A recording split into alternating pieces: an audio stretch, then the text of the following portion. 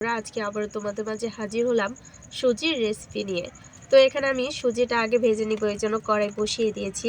এবার দিয়ে দিব সুজিটা আমি লাল লাল করে ভেজে নিব। তো সুজিটা আমার ভাজা হয়ে গেছে লাল লাল করে, এবার নামিয়ে নেব। তো এখানে আমি 1 লিটার পরিমাণে দুধ নিয়েছি। এবার এর ভিতরে মশলা দিয়ে দিব।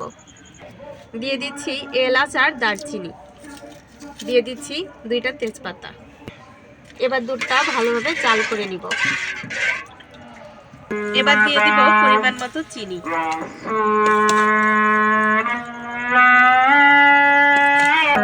এবার দুধটা আবারও কিছুক্ষণ জাল করে নিব। এবার দিয়ে দিব ভেজে রাখা সুজিগুলা।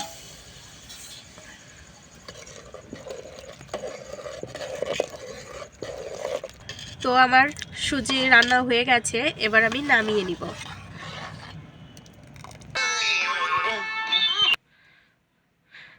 তো এটাই হচ্ছে আজকের সিমাইয়ের ফাইনাল লুক। সবাই ভালো থাকবে, সুস্থ থাকবে। আল্লাহ হাফেজ।